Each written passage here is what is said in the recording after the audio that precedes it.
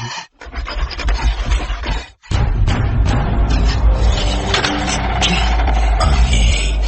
অশরীরী, দেখতে পাবে না গো। এত কাল ধরে শুনছ, শুনতে কি পাও না তবু? Voot.com, The Fear Returns with Russell.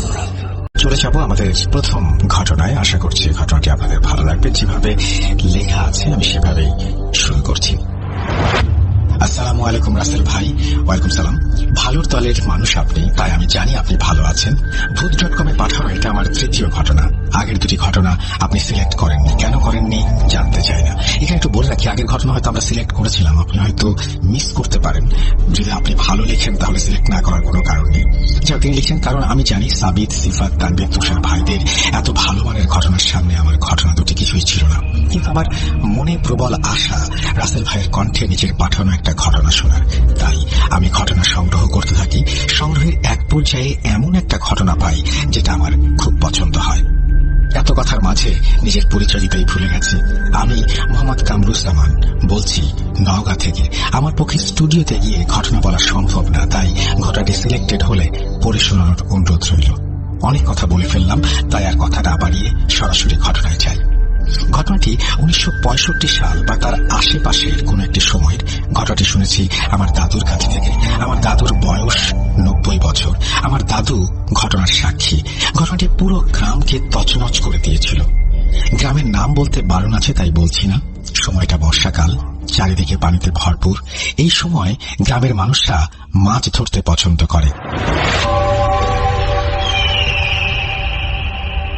ঘটনাটা যে গ্রামের, সেই গ্রামে একটা লোক থাকতো, তার নাম আতামিয়া। আতামিয়া মাছ ধরতে খুব ভালোবাসতেন। 10 বছর বয়সী একটা ছেলে ছিল, নাম আতাউর। আতামিয়া প্রায় প্রতি রাতেই মাছ ধরতে যেতেন, সাথে করে তিনি তার ছেলেকেও নিয়ে যেতেন। ঘটনাটা যেদিন শুরু, সেদিন ছিল পূর্ণিমার রাত। চারিদিক চাঁদের আলোয় আলোকিত। আতামিয়া ও তার ছেলে আতাউর পূবের বিলে মাছ ধরতে গিয়েছিল। বলে রাখা ভালো, গ্রামের পূর্ব দিকে যে বিল ছিল তাকে সবাই পূবের বিল বলতো। আতাউর নৌকার উপরে বসেছিল আর আতামিয়া পেতে রাখা জাল টেনে তুলছিল। এমন সময় আতাউরের কানে একটা শব্দ আসে। হঠাৎ পানি যদি খুব নাড়াচাড়া করে যেরকম শব্দ হয়, সেরকম একটা শব্দ। আতাউর প্রথমে শব্দটা আমলে নেয়নি, কারণ তার বাবাই তো জাল টেনে তুলছে, সেখানে থেকে হয়তো শব্দটা আসছে। কিন্তু পুনরায় শব্দটা কানে আসে।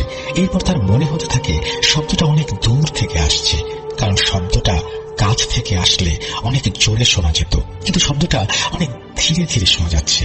তার মানে শব্দের উৎসটা অনেক দূরে। আতাউর তার বাবাকে বলল, বাবা, তুমি কোনো শব্দ শুনতে পাচ্ছ? না তো, আমি কোনো শব্দ শুনতে পাচ্ছি না। তুই কি শুনতে পাচ্ছিস? আমি পানি নাড়াচাড়া করার শব্দ পাচ্ছি। তাই শুনে আতামিয়া হেসে বলে, ধুর বোকা ছেলে, আমি তো পানি নাড়াচাড়া করছি, তুই হয়তো এটা শব্দ পাচ্ছিস। আতাউর আর কোনো কথা বাড়ায় না। আজ তার বাবা ঠিকই বলেছে, হয়তো মনের ভুল হচ্ছে। বেশ কিছু সময় এভাবে কেটে যায়, আর কিছুই ঘটেনি। এই সময়ের মধ্যেই আতামিয়া তার সব জাল গুটিয়ে নেয়। চলে আসবে এমন সময় আবার শোনা যায়। এবার বাবা ছেলে দুজনেই শুনতে পায়। এবার মনে হচ্ছে শব্দটা তাদের দিকে এগিয়ে আসছে। তারা পেছনের দিকে ঘুরে তাকায় এবং দেখতে পায় এক বিভৎস দৃশ্য। তারা দেখে একটি প্রাণী পানির ওপর দিয়ে হেঁটে তাদের দিকে এগিয়ে আসছে।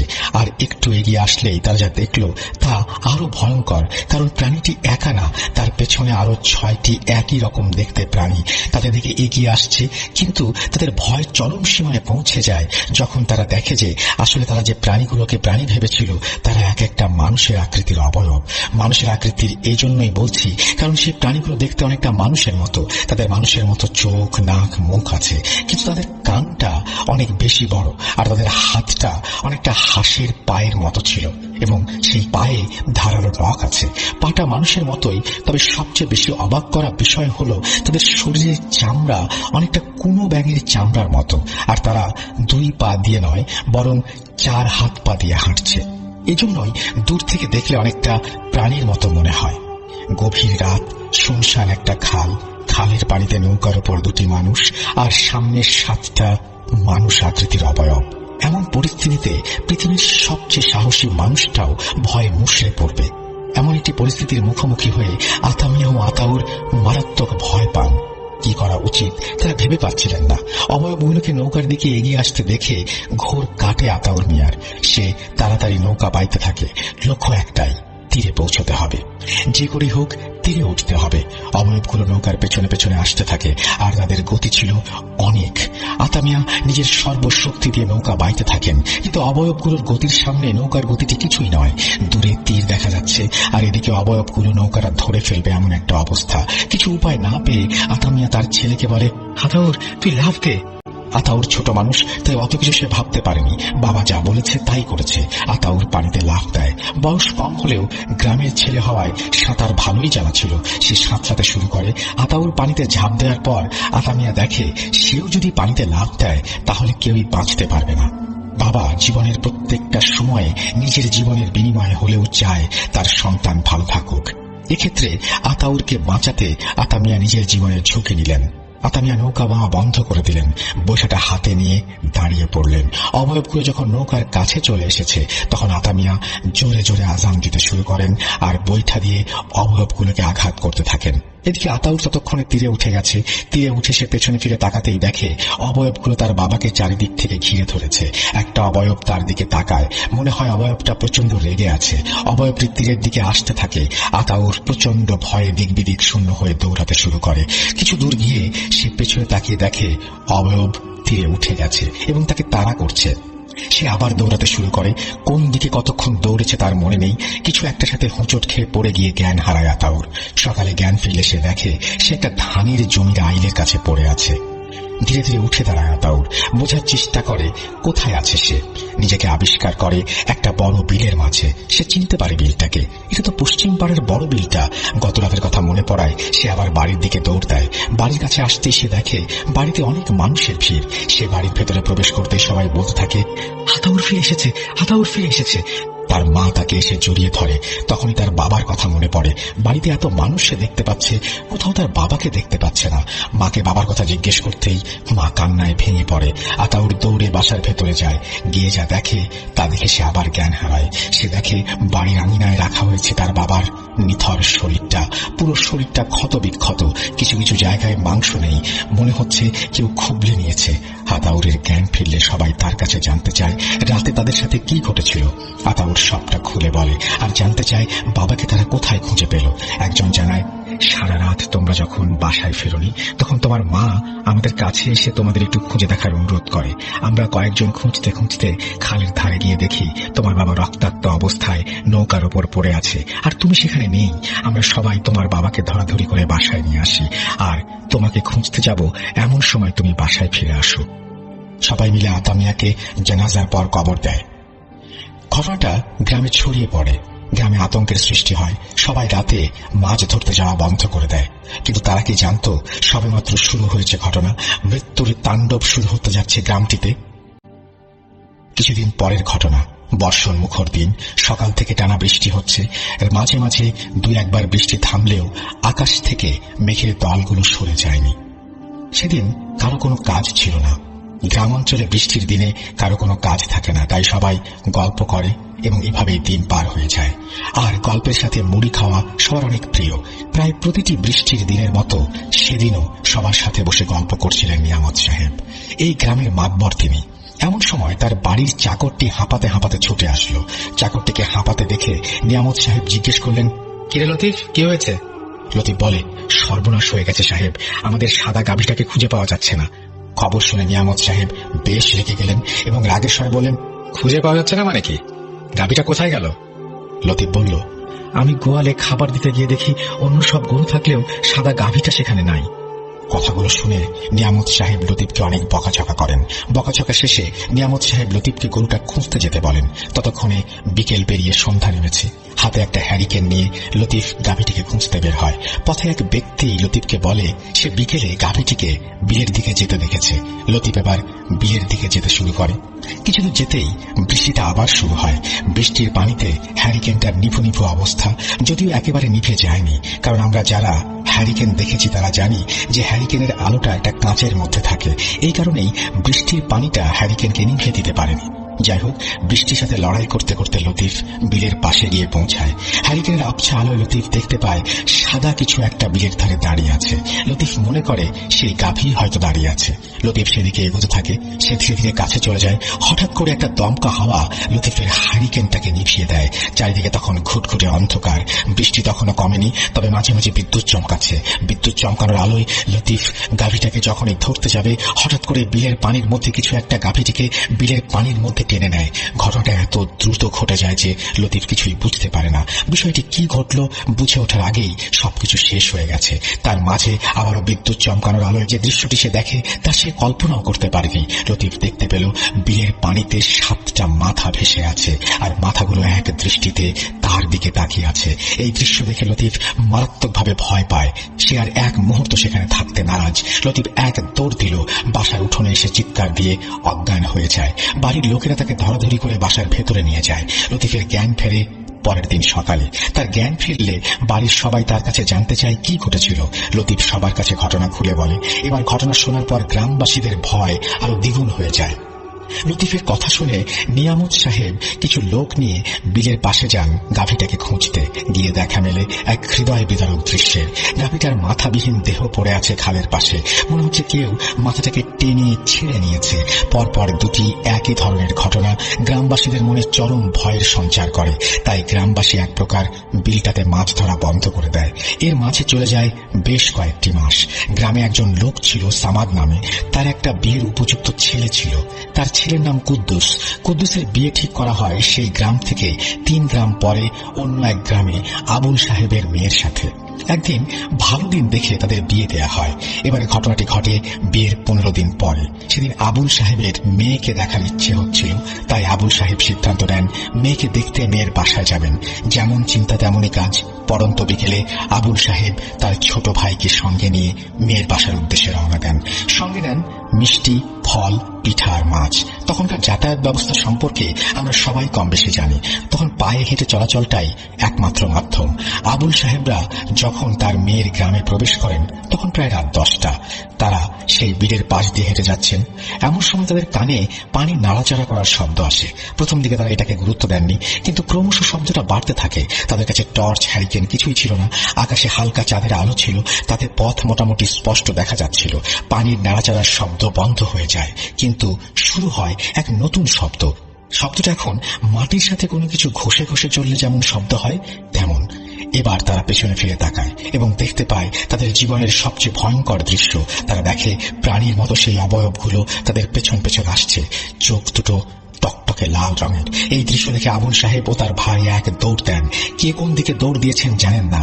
আবুল সাহেব তার সাথে আনা জিনিসগুলো ফেলেই দৌড়তেন। এবার তাদের ভাগ্য সুপ্রসন্ন ছিল যে কেউই সেই অবয়বের পাল্লায় পড়েননি। আবুল সাহেব গ্রামের একটা বাড়িতে ও তার ভাই আরেকটি বাড়িতে আশ্রয় নেন। পরের দিন তারা সবাইকে সবকিছু খুলে বলেন। এবার গ্রামবাসী এই সমস্যার সমাধান করার জন্য মরিয়া হয়ে ওঠেন। তারা বিভিন্ন জায়গায় কবিরাজের খোঁজ করতে থাকেন। অনেক জায়গা থেকে অনেক কবিরাজ এলেও তারা কেউ তেমন সুবিধা করতে পারেননি। এর মধ্যে অনেক ভণ্ড কবিরাজও ছিল, যারা শুধু লোক ঠকিয়ে টাকা নেওয়ার জন্য এসেছিল। যখন গ্রামের লোক সমস্যার সমাধানের জন্য চেষ্টা করছিল, সেই সময়ে সমস্যা তার চূড়ান্ত রূপ লাভ করে। এবার সমস্যা শুরু হয় গ্রামের মধ্যে। প্রতি রাতেই গ্রামের মানুষের খোয়ার থেকে হাঁস মুরগি গায়েব হয়ে যেতে শুরু করে। প্রথম দিকে সবাই ভেবেছিল কোন শেয়ালের কাজ হয়তো, কিন্তু এটি একদিন বা একটি রাতের ঘটনা না। সবার ধারণা ভুল প্রমাণিত হয়। একদিন এক মহিলার বাচ্চা ভূমিষ্ঠ হয়, কিন্তু মহিলার স্বামী কোনো এক কারণে সেদিন বাসায় ছিল না। সদ্য জন্ম নেওয়া বাচ্চাটিকে নিয়ে মহিলা রাতে ঘুমিয়েছিল। হঠাৎ তার বাথরুমে যাওয়ার প্রয়োজন হয়। গ্রামের বাথরুমগুলো বাসা থেকে একটু দূরে হয়। মহিলা বাথরুমে যাওয়ার উদ্দেশ্যে ঘর থেকে বের হয়, আর দরজা লক না করে শুধু ভিজিয়ে চলে যায়। যখন সে বাথরুম শেষ করে ফিরে আসে, তখন সে এক ধরনের শব্দ শুনতে পায়। মনে হচ্ছিল তার ঘরের মধ্যে কেউ কিছু খাচ্ছে। সে দৌড়ে আসে এবং দরজা খুলে যে দৃশ্য দেখে তা পৃথিবীর কোনো মানুষ, বিশেষ করে একজন মা, কখনোই দেখতে চাইবেন না। তিনি দেখেন সেই প্রাণীর মতো অবয়বগুলোর একটি তার বাচ্চাকে মেরে তার শরীর থেকে মাংস খুবলে খাচ্ছে। এটা দেখে মহিলাটি জোরে একটা চিৎকার দেন। এবার অবয়বটি মহিলাকে আক্রমণ করতে আসে। এদিকে তার চিৎকার শুনে আশেপাশের লোকেরা তার বাসার দিকে আসতে থাকে। যখন মহিলার বাড়ির কাছাকাছি চলে আসে, তখন তারা দেখতে পায় প্রাণীর মতো কোনো একটা কিছু তার বাসা থেকে বের হয়ে যাচ্ছে। মহিলার ঘরে ঢুকে তারা এক মর্মান্তিক দৃশ্য দেখে। সারা ঘর রক্তে ভেসে যাচ্ছে। ঘরের এক কোণে পড়ে আছে বাচ্চাটির অর্ধেক খাওয়া লাশ, আর অন্যদিকে মহিলার ক্ষত বিক্ষত দেহটি মাটিতে গড়াগড়ি খাচ্ছে। সবার চোখের সামনে মহিলাটি মারা যায়। এই ঘটনার পর পুরো গ্রামে নেমে আসে শোকের কালো ছায়া। এরপরে গ্রামের মানুষ একটা সভার আয়োজন করে এবং সিদ্ধান্ত নেয় যতদিন না একটা ভালো কবিরাজ পাওয়া যায় ততদিন রাতে কেউ বাড়ির বাইরে যাবে না। অনেক খোঁজাখুঁজি শেষে এক কবিরাজের সন্ধান পাওয়া গেল, যিনি এই গ্রাম থেকে 5 গ্রাম দূরে একটা গ্রামে থাকেন। গ্রামের সবাই তাকে নিয়ে তাদের সমস্যার কথা জানালেন। সব শুনে কবিরাজ বললেন, আমি আপনাদের গ্রামে গিয়ে এক রাত থাকবো, তারপর আমি বলতে পারবো আমার পক্ষে এই সমস্যার সমাধান করা সম্ভব কিনা। আমি আগামী বৃহস্পতিবার আপনাদের গ্রামে গিয়ে এক রাত থাকবো। যেই কথা সেই কাজ। বৃহস্পতিবার কবিরাজ সন্ধ্যার ঠিক আগে গ্রামে এসে উপস্থিত হন। যথা নিয়মে রাত নামে আর কবিরাজ তার থাকার জায়গা ঠিক করে ফেলেন সেই বিলের ধারে একটা গাছের নিচে। সেই রাতটা গ্রামবাসী নির্ঘুম পার করে দেয়। ভোর হতেই ছুটে যায় কবিরাজের কাছে কবিরাজের মতামত শুনতে। কবিরাজ বলে, গত রাতে আমি এই গাছটার নিচে বসেই আমার আসন করেছিলাম। রাত কত হবে জানি না, 1টা কি 2টা, তখন দেখি পানির মধ্যে দিয়ে একটা কিছু আমার দিকে এগিয়ে আসছে। যেহেতু আমি আপনাদের কাছ থেকে সবকিছু শুনেছি, তাই আমার আর বুঝতে বাকি রইল না জিনিসগুলো কি। আমি তখন দোয়া পড়ে আমার চারিদিকে গোল একটা দাগ দিয়ে তার মাঝখানে বসি। একে একে জিনিসগুলো পানি থেকে উঠে আসে। 7টা প্রাণী আমাকে ঘিরে ফেলে চারিদিক থেকে, কিন্তু গোল দাগটার কারণে আমার কাছে আসতে পারছিল না। আসলে জিনিসগুলো কি কবিরাজ সাহেব? এক গ্রামবাসী প্রশ্ন করেন। তখন কবিরাজ বলেন, এগুলো এক ভয়ঙ্কর প্রজাতির জিন, যাদের মধ্যে ভালো মন্দ কোনো জ্ঞান নেই। আমাদের এখন কি করা উচিত কবিরাজ সাহেব? গ্রামের মাতবর সাহেব জানতে চাইলেন। সত্যি কথা বলতে আমরা কিছুই করতে পারবো না। এরা প্রচন্ড শক্তিশালী জিন, যারা আল্লাহকে ভয় করে না। এক কথায় এরা কাফির জিন। এদের বিরুদ্ধে কিছু করতে গেলে হিতে বিপরীত হতে পারে। কবিরাজ বললেন। গ্রামবাসী কথাটা শুনে ভয়ঙ্কর রকমের হতাশ হল আর বলতে থাকলো, তাহলে এই গ্রাম আর টিকলো না, সবাইকে মেরে ফেলবে। গ্রামবাসীর মুখের দিকে তাকিয়ে কবিরাজ হয়তো তাদের মনের অবস্থা বুঝতে পেরেছিলেন, তাই তিনি সবার উদ্দেশ্যে বলেন, তবে আপনাদের ভয় পাওয়ার প্রয়োজন নেই। এই জিনগুলো এক জায়গায় বেশি দিন থাকে না, আর কিছুদিনের মধ্যেই হয়তো এরা আপনাদের গ্রাম ছেড়ে দেবে, কারণ এখানে এসে এদের অনেক দিন হয়ে গেছে। তাই আর দিন 10 মতো সাবধান থাকবেন। আশা করি সমস্যার সমাধান হয়ে যাবে। এই কথা শুনে গ্রামবাসীর দেহে প্রাণ ফিরে আসলো। অবশেষে কবিরাজের কথা সত্যি করে 11তম দিন থেকে সব সমস্যার সমাধান হয়ে গেল। রাসেল ভাই, এই ছিল ঘটনা। ভালো লাগলে পড়ে শোনাবেন। আমি পড়ে শোনালাম আপনার ঘটনা। আশা করছি এই ঘটনাটি আপনাদের ভালো লেগেছে। যদি ভালো লাগে অবশ্যই আমাদেরকে জানাবেন, যদি ভালো না লাগে তাও আমাদেরকে জানাবেন। আমার কাছে কিন্তু বেশ ভালোই লেগেছে।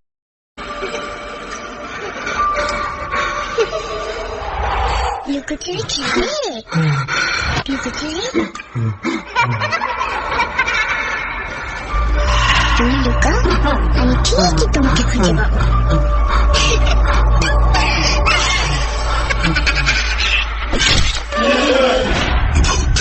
Voot.com with Russell. Welcome back. আপনাদের সবাইকে আরো একবার স্বাগত জানাচ্ছি। আমি রাসেল। আশা করছি আপনারা সবাই ভালো আছেন, ভালোর দলে আছেন। আমি চলে যাচ্ছি আমাদের পরবর্তী ঘটনায়। আশা করছি এই ঘটনাটি আপনাদের ভালো লাগবে।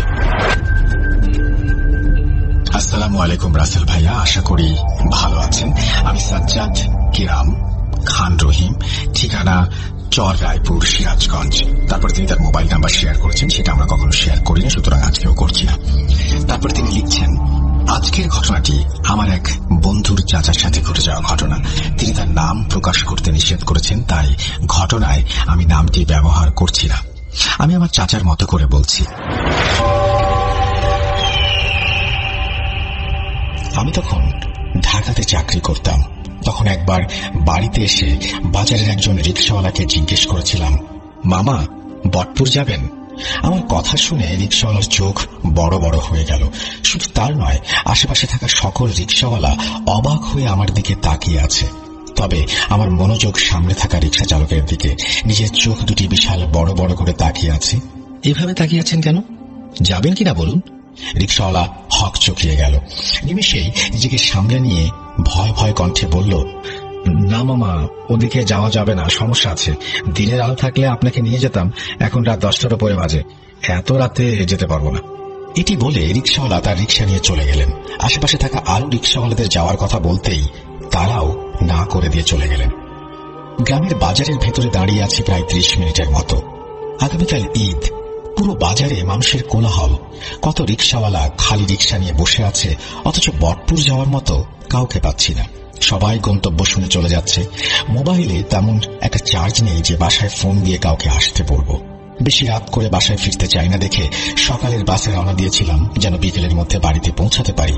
কিন্তু ভাগ্য এত খারাপ যে ঈদের আগে রাস্তায় এত পরিমাণ জ্যাম ছিল যেটা বলার মতো না। বিকেলের বাস রাত 9টার দিকে গ্রামের বাজারে নামিয়ে দিয়ে চলে গেছে। যত সময় যাচ্ছে রাত গভীর হচ্ছে, একটু পর 11টা বেজে যাবে। বাজারে চেনা কাউকে দেখতে পাচ্ছি না যে তার সাথে বাড়ি যাব। আরো সময় বাজারে দাঁড়িয়ে থাকলে লাভ হবে না, তাই তার চেয়ে পায়ে হেঁটে যাত্রা শুরু করাটাই উচিত কাজ হবে। এবং মাঝপথে রিক্সা পেলে সেটিতে উঠে বাড়ি যাব। যেমন ভাবা তেমন কাজ। দুহাতে 2টা ব্যাগ নিয়ে হাঁটা শুরু করলাম। অন্ধকার রাত, আগামীকাল ঈদ, অথচ আমাদের গ্রামে তেমন কোনো আয়োজন চোখে পড়ছে না। নিস্তব্ধতা ছেয়ে আছে চারপাশে। আমি নাক বরাবর হেঁটে চলেছি। রাস্তার দুপাশে ধান ক্ষেত, অথচ সেখানে কোনো ধান নেই, এখনো মৌসুম আসেনি। ধান ক্ষেত পানিতে ভর্তি হয়ে আছে। হঠাৎ পেছন থেকে একটা রিক্সার আওয়াজ পেলাম। সঙ্গে সঙ্গে পেছনে তাকিয়ে দেখলাম একটা ফাঁকা রিক্সা আমাদের গ্রামের দিকে যাচ্ছে। আমি দেরি না করে রিক্সাওয়ালাকে ডাকলাম, মামা, বটপুর যাবেন? রিক্সার পুরো মুখ কাপড় দিয়ে জড়িয়ে রাখা। তিনি রিক্সা থামিয়ে আমাকে উঠতে বললেন। আমি দ্বিধাবোধ না করে রিক্সায় উঠে পড়লাম। রিক্সা চলছে তার আপন গতিতে, আমি তার উপর বসে আছি। হঠাৎ রিক্সাওয়ালা মামা বলে উঠলেন, মামা কি ঢাকায় থাকেন নাকি? হ্যাঁ, কয়েক বছর ধরে বাড়ি আসা হয় না, তাই এবার ঈদের ছুটিতে চলে এসেছি। পায়ে হেঁটে কেন? রিক্সা নিয়ে যেতে পারলেন না? বাজারের সব রিক্সাওয়ালাকে যাওয়ার কথা বলেছিলাম, কেউ রাজি হয়নি। সামনে বটগাছের বাগান শুরু হবে, তারপর বাঁশঝাড়। এইসবের ভেতর দিয়ে খেয়েও রাতে আসা যাওয়া করতে চায় না। বাজার থেকে গ্রামের দূরত্ব 4 কিলোমিটার। এটুকুর ভেতর 4 ধরনের রাস্তা চোখে পড়বে। একটা ধান ক্ষেতের রাস্তা, একটা বট গাছের বাগান, তারপর বাঁশঝাড়, সবশেষে পড়বে একটা কবরস্থান। এসবের ভেতর দিয়ে আমাদের গ্রামে যাওয়া হয়। মামার কথায় আমি তেমন জবাব দিলাম না, চুপ করে থাকলাম। তখন মামা আবার বললেন, জানেন সাহেব, এই রাস্তা কিন্তু ভালো না। রাতের বেলায় কেউ এই রাস্তা দিয়ে যাতায়াত করে না। সবাই বলে ওই রাস্তা দিয়ে গেলে ভয়ানক সব জিনিস চোখে পড়ে। ভয়ানক জিনিস বলতে কি বুঝাচ্ছেন, একটু খুলে বলুন তো। মাথাহীন মানুষ, দেহ ছাড়া মাথা, কত কি। রাতের বেলায় খুব কম মানুষকে এই রাস্তা দিয়ে যাতায়াত করতে দেখবেন। আমার কথাগুলো শুনে ভয় পাবেন না। এই সব যে বিষয় আছে সবগুলো নেশাখোর মানুষ দেখেছে। আপনি নিশ্চয় জানেন নেশাখোর মানুষের হুঁশ থাকে না। আমরা ততক্ষণে বটতলার মাঝামাঝি চলে এসেছি। আরো কিছুক্ষণ যাওয়ার পর বাঁশঝাড় পাবো। আমি শুধু রিক্সাওয়ালার কথা শুনে চলেছি, তবে বলার মতো কোনো ভাষা পাচ্ছি না। এগুলো গল্প নাকি বাস্তব কিছুই বুঝে উঠতে পারছি না। মাঝখানে আমাদের কোনো কথা হলো না। বটগাছ, বটবাগান অতিক্রম করে বাঁশঝাড়ের সীমানায় এসে গেলাম। এমন সময় রিক্সাওয়ালা মামা নিজের রিক্সা থামিয়ে দিলেন। মাঝপথে এমন রিক্সা থামানোর কারণে আমি বললাম, কোনো সমস্যা হচ্ছে? মাঝপথে এভাবে রিক্সা থামালেন যে? রিক্সার চেইন বোধহয় পড়ে গেছে, আপনি একটু অপেক্ষা করুন, আমি চেইন তুলে আসছি। লোকটি রিক্সার পেছনে গিয়ে চেইন তুলে সামনে এলেন। তারপর রিক্সার সামনে দাঁড়িয়ে করুণ সুরে বললেন, সাহেব, আপনি শিক্ষিত মানুষ, আপনাকে আমি একটি মূল্যবান জিনিস দেব। আপনার কাজ থাকবে সেই মূল্যবান জিনিসটি আপনার এলাকার ইমাম সাহেবের হাতে তুলে দেবেন এবং আপনাকে কিছু টাকা দেব, সেগুলো আমার পরিবারকে দিয়ে দেবেন, কেমন? ওনার কথা শুনে আমি অবাক হয়ে বললাম, আপনার মূল্যবান জিনিস কি যে আমাকে দিচ্ছেন? আপনি নিজে গিয়েও তো ইমাম সাহেবকে সেটা দিয়ে আসতে পারেন এবং আমাকে যে টাকাগুলো দেবেন সেগুলো আপনি নিজে গিয়ে দিয়ে আসতে পারেন। সাহেব, আমার পক্ষে যাওয়া সম্ভব না দেখে আপনাকে অনুরোধ করছি, এই টাকাগুলো আগে নিন। আমার নাম রফিকুল ইসলাম। বাসায় আমার বৃদ্ধ মাকে পাবেন, তার কাছে এই টাকাগুলো দিলে তিনি খুব খুশি হবেন। এই বলে লোকটি আমার ব্যাগের ভেতর কতগুলো টাকা ঢুকিয়ে দিলেন। আমি বললাম, আপনি যখন বলছেন তখন না হয় দেব, তবে আপনি একটা কথা বলুন, আপনি নিজে গিয়েও তো টাকাগুলো মায়ের হাতে দিতে পারতেন। তখন লোকটি এমন কথা বলল যেটা শোনার জন্য আমি প্রস্তুত ছিলাম না। সাহেব, আপনাকে একটা গোপন কথা বলি, ওই বাঁশঝাড়ের শেষ সীমানায় একটা বস্তা পাবেন, তার ভেতর একটা জিনিস আছে। আপনি এখন অথবা কালকে সকালে ইমাম সাহেবকে নিয়ে বস্তা খুলবেন, কেমন? মামা, বস্তার ভেতরে কি আছে এবং কাজটি আমাকে দিয়ে করাচ্ছেন কেন? আপনি সুস্থ স্বাভাবিক একজন মানুষ, আপনি নিজে গিয়ে কাজটি করতে পারতেন। লোকটি কোনো কিছু না বলে রিক্সা চালাতে শুরু করলেন। আমাকে আমার বাসার সামনে নামিয়ে দিলেন।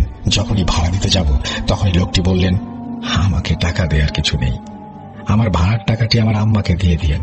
আর পুরো রাস্তা আপনি একটি কথা জিজ্ঞেস করেছিলেন, আমি কেন কাজগুলো করছি না। সহজ ভাষায় আপনাকে একটা কথা বলি, অনুগ্রহ করে ভয় পাবেন না। আমি নিজের মনে সাহস জুগিয়ে বললাম, বলুন। সাহেব, আমি যদি বেঁচে থাকতাম তাহলে এই সব কাজ আমি নিজেই করতাম। আসলে আমি বেঁচে নেই। গত কয়েকদিন আগে মারা গিয়েছি কয়েকজন ডাকাতের হাতে। তারা আমাকে মেরে বাঁশঝাড়ের শেষে বস্তার ভেতরে ঢুকিয়ে মাটিতে পুঁতে রেখেছে। দয়া করে আপনি সেখানে যাবেন এবং আমার লাশ উদ্ধার করে সেটি ভালোভাবে জানাজা করার ব্যবস্থা করবেন। মাটি দেবেন, না হলে আমি শান্তি পাবো না। কাজটি যত তাড়াতাড়ি পারবেন করুন। আমার শরীরে পচন ধরা শুরু করেছে, আর বেশি দিন সেখানে থাকলে শরীরের কিছু অবশিষ্ট থাকবে না। এই বলে লোকটি তার মুখের উপরের কাপড় সরিয়ে ফেলল। তখন আমার চোখের সামনে ভেসে উঠল তার অর্ধপচা দেহ। সেকেন্ডের ভেতর আমার আশেপাশে দুর্গন্ধ ছড়িয়ে গেল। আমার মাথা ঘুরতে শুরু করলো। এইরকম অবস্থায় দাঁড়িয়ে থাকতে পারলাম না, বসে পড়লাম। তখন রিকশাওয়ালা মুচকি হাসি দিয়ে বলল, কাজটা করবেন কিন্তু এত কষ্ট সহ্য হচ্ছে না। অনুগ্রহ করে আমাকে দাফন করুন, আমার আম্মার খেয়াল রাখবেন। এটি বলার সাথে সাথে চোখের পলকে হাওয়া হয়ে গেল রিকশাওয়ালাটি। আমি এত কিছু সহ্য করতে না পেরে জোরে চিৎকার দিয়ে অজ্ঞান হয়ে গেলাম। যখন জ্ঞান ফিরল তখন দেখলাম আমার পাশের বাসার সকলে বসে আছে। তাদের সকলকে সব ঘটনা খুলে বললাম। আমার কথা শুনে তারা অনুসন্ধান করতে বের হলো। আশ্চর্যজনকভাবে বাঁশঝাড়ের একদম শেষে রফিকুল ইসলাম নামে একজন রিকশা চালকের মৃতদেহ পাওয়া গেল। মুহূর্তের ভেতর খবরটি আশেপাশের এলাকায় ছড়িয়ে পড়ল এবং সাথে সাথে বেরিয়ে এলো রফিকুল ইসলামের মা। নিজের ছেলেকে দেখে অনেকক্ষণ কান্না করলেন। তারপর এলাকাবাসী মিলে তার দাফনের ব্যবস্থা করলেন। ঈদের নামাজের পরে তার দাফন করা হলো। তার এক সপ্তাহ পর নিজের ব্যাগ গুছিয়ে রাখছিলাম, এমন সময় কয়েক হাজার টাকা পেলাম। টাকাগুলো দেখে মনে পড়ে গেল এগুলো রফিকুল ইসলামের টাকা, মানে রিকশা চালক ব্যাগে ঢুকিয়ে দিয়েছিলেন। আমি ভেবেছিলাম ওগুলো স্বপ্ন ছিল। টাকাগুলো দেখে সব ভুল প্রমাণিত হলো। টাকাগুলো মায়ের হাতে তুলে দিয়ে আসতে হবে। রাত 8টার দিকে রফিকুল ইসলামের মায়ের কাছে তার ছেলের দেয়া টাকাগুলো দিয়ে বাড়ি ফিরছিলাম। এমন সময় একটি ফাঁকা রিকশা এসে আমার পাশে দাঁড়ালো। আমাকে সাহায্য করার জন্য ধন্যবাদ। আপনার জন্য আমার জীবনের শেষ ইচ্ছাগুলো পূরণ হলো। এখন আমি এই যন্ত্রণা থেকে মুক্তি পেলাম। আমি পাশে তাকিয়ে দেখলাম কেউ নেই, কোন রিকশাও নেই। তখনই কোথা থেকে যেন উত্তর এলো, আমাকে খুঁজে লাভ নেই, আপনার মনের ভুল। আপনি বাসায় চলে যান, এই রাস্তা একদম ভালো না। বিশেষ করে রাতে কাউকে এই রাস্তা দিয়ে যাতায়াত করতে দিবেন না এবং নিজেও করবেন না। আমার কথা অমান্য করলে নিজের জীবন চলে যেতে পারে। মনে মনে দোয়া দরুদ পড়ে সমস্ত শক্তি দিয়ে বাড়ির দিকে দৌড় দিলাম। আগে নিজে বাঁচি, তারপর অন্য সবকিছু দেখা যাবে। সেদিন দৌড়ে বাসায় চলে আসার পর থেকে তিনি বেশ অসুস্থ হয়ে যান এবং গত কুরবানি ঈদে তিনি মারা যান। আপনারা সবাই তার জন্য দোয়া করবেন। এই ছিল আমার বন্ধুর চাচার সাথে ঘটে যাওয়া ঘটনা। এটা তিনি শেয়ার করেছেন। আমি ঠিকানা সবকিছুই দিলাম, কারণ আপনারা সব ঘটনা পাঠানোর পরেই গত সপ্তাহে আমি দেখেছি অনেক ঘটনা, অনেক কথা আসছে। একটা ঘটনা সত্য প্রমাণ করাটা আমার জন্য যেমন কঠিন, আপনার জন্য কিন্তু মিথ্যা প্রমাণ করাটাও কঠিন, তাই না? কিন্তু এই যে আজকে এই মুহূর্তে যে ঘটনাটা বললাম, এরকম একটি ঘটনা আমি অনেকদিন আগে ভূত এফএমে বলেছিলাম। সেটা ছিল একজন ডক্টরের সাথে ঘটেছিল এই ঘটনাটি। ডাক্তার সাহেবের, আমার যতদূর মনে পড়ে, এখনো পরিষ্কার ভাবে আমার মনে নেই অত কিছু, কিন্তু ডাক্তার সাহেবের কোন একটা পেশেন্টের ঘটনা, মৃত্যু পথযাত্রী একজন পেশেন্ট নাকি মারা গেছেন এরকম একজন পেশেন্ট, তিনি একজন ডক্টরের কাছে, তার মার কাছে, তার পরিবারের কাছে খবর পৌঁছে দিতে বলেছিলেন। এরকম একটা ব্যাপার আমি শুনেছিলাম। সুতরাং এই জিনিসগুলো কি, মানে যে মানুষটি মারা গেছেন তার আত্মীয় স্বজন কারো পক্ষে কি এটা আসলে মানে এরকম ধরনের কোনো তথ্য দেওয়া সম্ভব? আমি ঠিক জানি না। আমি আসলেই অনেক কিছু আমি হয়তো আপনাকে বলেও বোঝাতে পারবো না। যে আমার কাছে এখনো মনে হয় যে আমি সামনাসামনি যে মানুষগুলোকে দেখতাম, তারা যখন ঘটনা বলতেন তাদের মধ্যে যে আমি শিহরণ দেখতাম, কারো কারো গুজবাম্প হয়, এই জিনিসগুলো দেখার পরে আমার মনে হতো যে না, আমার সামনে বসে আছেন যে মানুষটি, তার তো আসলে আমাকে ভুল কোনো কিছু বলে কোনো লাভ নেই। হ্যাঁ, এর মধ্যেও এলোমেলো অনেক ঘটনা পেয়েছি। এর মধ্যে অনেকে কি বলবো যে আমাদের কাছে সত্য ঘটনা হয়তো প্রকাশ করেনি, সেগুলো আমরা খুব সযত্নে বাদ দিয়ে দিয়েছি। একদমই আমরা সেই ঘটনাগুলোকে প্রশ্রয় দিইনি। তো যাই হোক, এই সত্য মিথ্যা বিচারের ভারও আমার না, এবং এই বিচার বা এই বিশ্লেষণ যদি আপনি করতে চান তাহলে আপনি করতে পারেন এবং আমাকেও আলোকিত করতে পারেন আপনার ভাবনা দিয়ে, সেটা নিয়ে কোনো সন্দেহ নেই, সমস্যাও নেই। আর আমি যেটা করব সেটা হচ্ছে পরবর্তী ঘটনা যাব। আশা করছি এই ঘটনাটি আপনাদের ভালো লেগেছে। চলুন কথা না বাড়িয়ে পরবর্তী ঘটনায় যাওয়া যাক।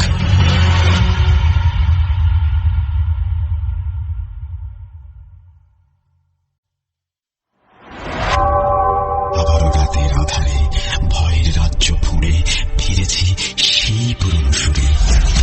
বিশ্বাস করা বা না করা আপনার ব্যাপার, but the old music comes alive.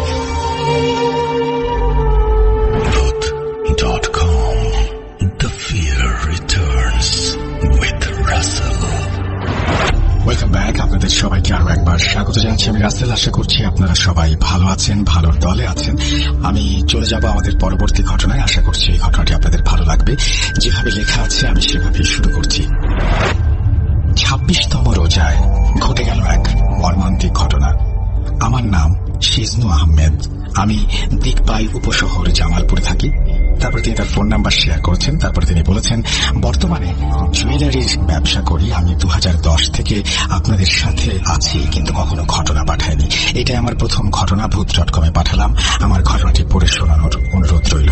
ঘটনাটি ঘটেছিল জামালপুর জেলা, ইসলামপুর থানা, উত্তর সিরাজাবাদ একটি গ্রামে। ব্রহ্মপুত্র নদীর ঘটনা এটি। তাহলে শুরু করা যাক। সিরাজাবাদ ইউনিয়নে চেয়ারম্যানের ছেলে নদীতে গোসল করতে যায়। তখন সময় ছিল 1:45। তার সাথে আরো কয়েকজন বন্ধুরাও ছিল। আর চেয়ারম্যানের ছেলের বয়স 20 কি 25 হবে। তার বন্ধুরাও তার সমবয়সী। তারা সবাই মিলে নদীতে গোসল করতে যায়। নদীর এক পাশে তারা সবাই গোসল করছিল। তারা যখন গোসল করছিল তখন একটু দূরে ড্রেজার দিয়ে কিছু বালি তোলা হচ্ছিল এবং সেখানে একটা গর্তের সৃষ্টি হয়েছিল। ছেলেগুলো সেই গর্তের পাশেই গোসল করছিল। গোসল করার এক পর্যায়ে তারা সবাই স্রোতে গা ভাসিয়ে দেয়। স্রোতে ভাসতে ভাসতে হঠাৎ করে তারা গর্তের পাশে চলে আসে। তারা জানত না এখানে গর্ত আছে। নদীতে খুব বেশি স্রোত ছিল না। অনেকক্ষণ সেখানে সাঁতার কাটে তারা। এক সময় তাদের মাঝে একজন তলিয়ে যাচ্ছে অতল পানির গভীরে। তা দেখে সবাই তাকে বাঁচাতে যায়। সবাই মিলে তাকে উপরে টেনে তোলে, কিন্তু তাকে বাঁচাতে গিয়ে আরো দুজন সেখানে প্রায় ডুবে যাচ্ছিল। তাদেরকে বাঁচাতে যায় চেয়ারম্যানের ছেলে। তাদেরকে উপরে টেনে তুলতে গিয়ে সে নিজেই অথই পানির গভীরে তলিয়ে গেল। কিন্তু সে খুব ভালো সাঁতার পারত। তারপরেও সেখান থেকে উঠতে পারল না। এই ঘটনা দেখে বন্ধুরা তাকে বাঁচাতে যায়। তার বন্ধুরা অনেক চেষ্টা করেও তাকে উপরে তুলতে পারেনি। সে তলিয়ে যায় অথই পানির গভীরে। অনেক হইচই হয়। নদীর আশেপাশের লোকজন ছিল, তারাও চলে আসে। তাদেরকে সব ঘটনা খুলে বলা হয়। সবাই তাকে খুঁজতে পানিতে নেমে পড়ে। কেউ জাল টানছে, কেউ ডুব দিয়ে তাকে খুঁজছে, কিন্তু সব চেষ্টা বিফলে যাচ্ছে। যারা জাল ফেলছিল তাদের জাল কেটে যাচ্ছিল পানি থেকে, পুরোটা জাল আসছিল না। সবাই অনেক ভয় পেয়ে গেল। গ্রামের অনেক লোক চলে আসছে নদীর তীরে। ডুবুরিও চলে আসে।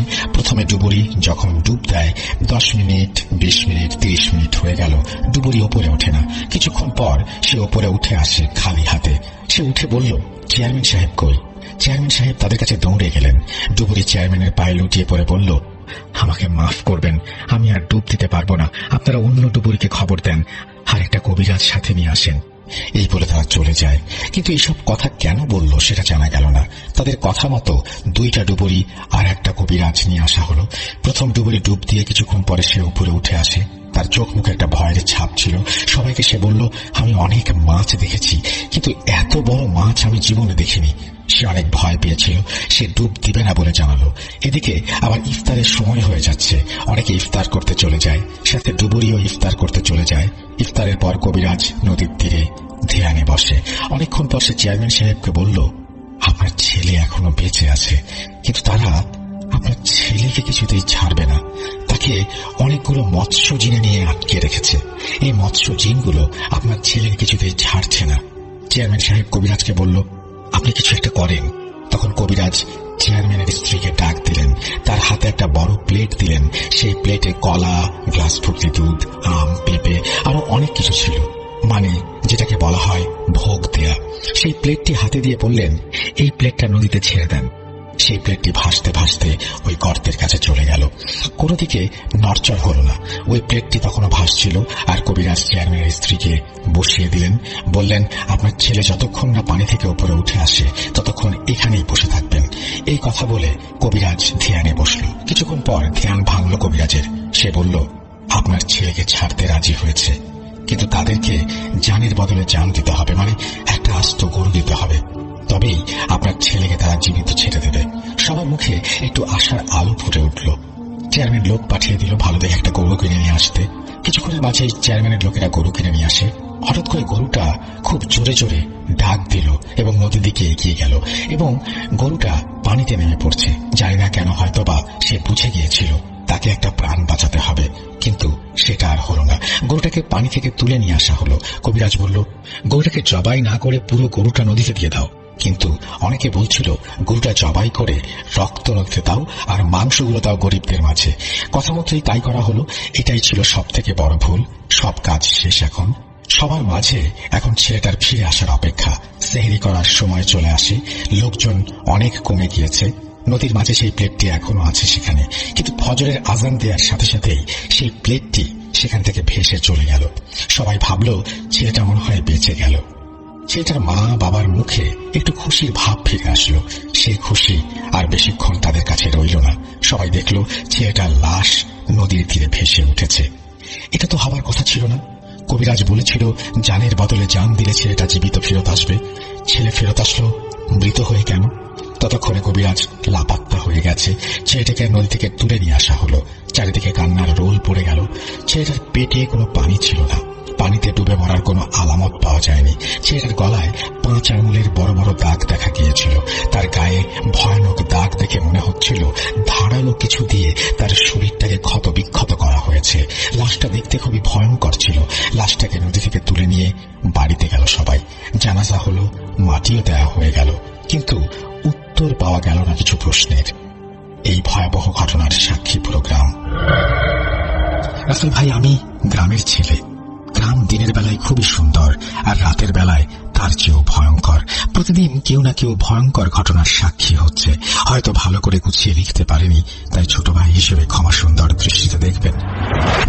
এটা বলে তিনি তার ঘটনা শেষ করেছেন এবং সেই কবিরা যেটা বলেছিল যে তারা ধারণা করছেন সেটির একটা কারণ, যে সেই কারণেই হয়তো ছেলেটিকে আর ফিরিয়ে নিয়ে আসা সম্ভব হয়নি, এরকম একটা কারণ তারা বলছেন।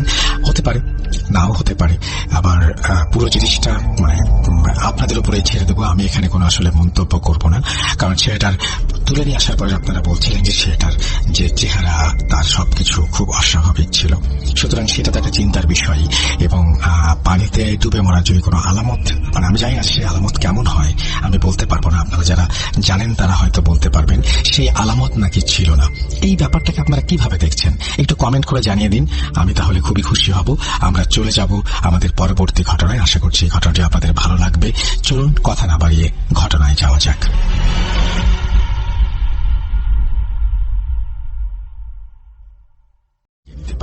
যাই হোক, আমি চলে যাব আমাদের পরবর্তী ঘটনায়। আশা করছি এই ঘটনাটি আপনাদের ভালো লাগবে। কথা না বাড়িয়ে যেভাবে লেখা আছে সেভাবেই পড়ে শোনাচ্ছি। আসসালামু আলাইকুম রাসেল ভাই। পড়াশোনার দূরত্বের কারণে স্টুডিওতে আসা সম্ভব নয়। আপনার মুখে ঘটনা শোনা অনেক পছন্দের, তাই আপনি ঘটনাটি পড়ে শোনালে অনেক খুশি হব। আমি আপনার ভূত.com এর অনেক বড় ফ্যান। ভূত.com ছাড়া আমার রাতে ঘুম হয় না। পরিচয় গোপন রাখলে খুশি হব। ভূত.com সবসময় শোনা হয়। এই প্রথম ঘটনা পাঠালাম। অনুপ্রাণিত হলে সামনে আরো পাঠাবো। ব্ল্যাক ম্যাজিক খুবই নিম্ন মানসিকতা ও নির্মম পরিণতির একটি কাজ, যা একটি পরিবারকে ধূলিসাৎ করে দেয়। সেই বোঝে যার জীবনে এমন কিছু ঘটে যায়। আগেই বলে দেই, বিশ্বাস করা বা না করা যার যার ইচ্ছের ব্যাপার। আর দেরি না করে আমি আমার ঘটনায় চলে যাই। আমি কুমিল্লার বুড়িচং উপজেলার একটা গ্রামের বাসিন্দা। আমার ছোট ভাই এবং আমার মা বাবাকে নিয়ে আমাদের পরিবার। আমি পরিবারের বড় সন্তান। আমার বাবা প্রায় 15 বছর ধরে প্রবাসে বসবাস করেন। বাবার প্রবাসে বসবাসের কারণে আমরা অনেক আরাম ও আয়েশে জীবন অতিবাহিত করি। সুন্দর বাড়ি হতে শুরু করে, ভালো ধরনের সব হোম অ্যাপ্লায়েন্স দিয়ে সাজানো হয় ঘর। পাশাপাশি ভালো স্কুল কলেজেও আমরা 2 ভাই বোন লেখাপড়া করে আসছি, যা অনেকেরই হিংসার কারণ হয়ে দাঁড়ায়। 2019 সালে যখন ইন্টারমিডিয়েট প্রথম বর্ষে পড়ি, তখন আমার বাবা 6 মাসের ছুটিতে বাড়ি আসেন। কে জানতো বাবার এই বাড়ি আসাটাই কাল হয়ে দাঁড়াবে। বাবা বাড়ি আসার পর প্রায় 1 থেকে 1.5 মাস সবকিছু স্বাভাবিক ছিল। হঠাৎ একদিন রাত 1টা কি 2টার দিকে বাবা চিৎকার করে ওঠে। দৌড়ে বাবার রুমে গিয়ে দেখি বাবা অনবরত শ্বাস নিচ্ছেন। ওনার নাকি শ্বাস নিতে কষ্ট হচ্ছে, তার পাশাপাশি বলছে বুক জ্বালা করছে। বাবার চোখ উল্টে সাদা অংশ সামনে নিয়ে এসেছেন। এমন অবস্থা দেখে আমার ভাই গিয়ে গ্রামের ডাক্তার ডেকে নিয়ে আসে। ডাক্তার এসে কোনো সমস্যা ধরতে না পেরে বলছেন দ্রুত হাসপাতালে নিয়ে যেতে হবে। তৎক্ষণাৎ বাবাকে নিয়ে হাসপাতালে যাই আমরা। ইমার্জেন্সিতে বাবাকে দ্রুত অক্সিজেন দেওয়া হয়। এই যাত্রায় বাবাকে ফিরিয়ে আনতে পারি আমরা। সকালে ডাক্তার আসলে সব টেস্ট করিয়ে ডাক্তার কোনো সমস্যাই বের করতে পারলেন না। সব টেস্টের রিপোর্টে বাবা একদম সুস্থ। তখন আমার আর আমার মায়ের বুঝতে বাকি রইল না কি হয়েছে বাবার সাথে। কি ভাবছেন সবাই, এত দ্রুত কি করে বুঝলাম বাবার কি হয়েছে? কারণটা তাহলে শুনুন। আমাদের বাড়ির একই উঠোনে আমাদের চাচা চাচিদের ঘর। ছোটকাল থেকে দেখে আসছি চাচি জিন চালান দেন। অনেক মানুষ আসে চাচির কাছে এবং তারা সব নিজ সমস্যা নিয়ে আসে। তার পাশাপাশি চাচির আমাদের অবস্থার প্রতি সবসময় একটা হিংসা কাজ করত। আমাদের বুঝতে দেরি হলো না কে কি করেছে। তাও সন্দেহ ছিল, পাকাপোক্ত করে তার সবকিছু বলা সম্ভব ছিল না। যাই হোক, সেদিন বাবাকে নিয়ে আমরা বাসায় চলে আসি। কথায় আছে, কাঁটা দিয়ে কাঁটা তুলতে হয়। পরদিন বাবার অবস্থার কিছুটা উন্নতি হলো। আমি আর মা চলে যাই পাশের গ্রামে এক কবিরাজের কাছে। কবিরাজ সব সমস্যা শুনে বললেন পরের দিন আবার যেতে। পরের দিন আমি আর আমার মা আবার সেই কবিরাজের বাড়িতে যাই। তখন কবিরাজ আমাদের বললেন, শোনো মা, তোমরা যদি অনুমতি দাও তাহলে আমি সত্যিটা বলতে পারি। মায়ের অনুমতি পেয়ে কবিরাজ বললেন, ওনার ভাইয়ের স্ত্রী ওনাকে 2টো জিনকে মুক্তির প্রতিশ্রুতি দিয়ে এই কালো জাদু করেছে। সাথে একটা বাচ্চা সম্ভাব্য ছাগলের তাজা রক্ত ও 2টি মুরগির রক্ত দিয়ে এই কালো জাদু করা হয়েছে এবং কালো জাদু একমাত্র সেই ভাঙতে পারবে যে এই জাদু দিয়েছে। আমার দ্বারা এই কাজ সম্ভব না। একটা ছোট উপকার আমি করতে পারি। এই কথা বলে কবিরাজ থেমে গেলে মা কান্না জর্জরিত কণ্ঠে বলে উঠলেন, কি উপকার? কবিরাজ বললেন, এই জাদুর পেছনে কিছু শক্তিশালী তাবিজ পর্যায়ক্রমে ব্যবহার করা হবে। সেগুলি কোথায় কোথায় আছে আমি বলে দেব। তোমার রান্নাঘরের টিনের পশ্চিম চালে দেখবা একটা তাবিজ আছে। সেটা খুলে 10 বার ইন্নালিল্লাহ পড়ে এক নিঃশ্বাসে নদীতে ফেলে দিবা। এই তাবিজ সারাদিন সূর্যের তাপ গ্রহণ করে। এরপর রাতে তোমার স্বামীর শরীরে তার তাপ স্থানান্তর করে। আর খবরদার, এই তাবিজ খোলার সময় যেন তোমরা দুজন বাদে কেউ না দেখে। এই বলে কবিরাজ তার কথা শেষ করেন।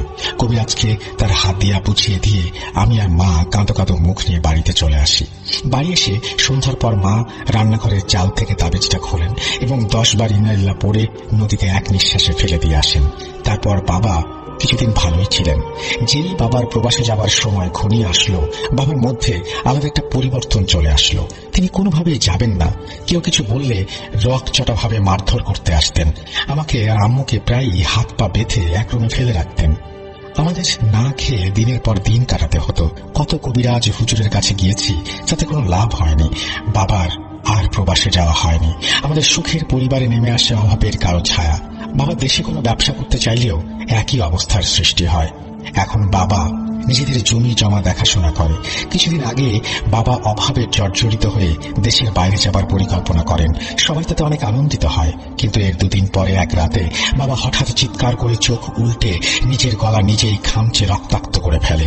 মাকে মারধর শুরু করে। নিজের পাসপোর্ট, কাগজপত্র যা কিছু আছে সবকিছুতে আগুন ধরিয়ে দিয়ে চিৎকার করে বলতে থাকে, ও আমাকে যাইতে দিবে না, আমি যাবো না, আমার গলা চলে, বরফ পানি দে, বরফ পানি দে। বাবার এই রূপ আমরা কখনো দেখিনি।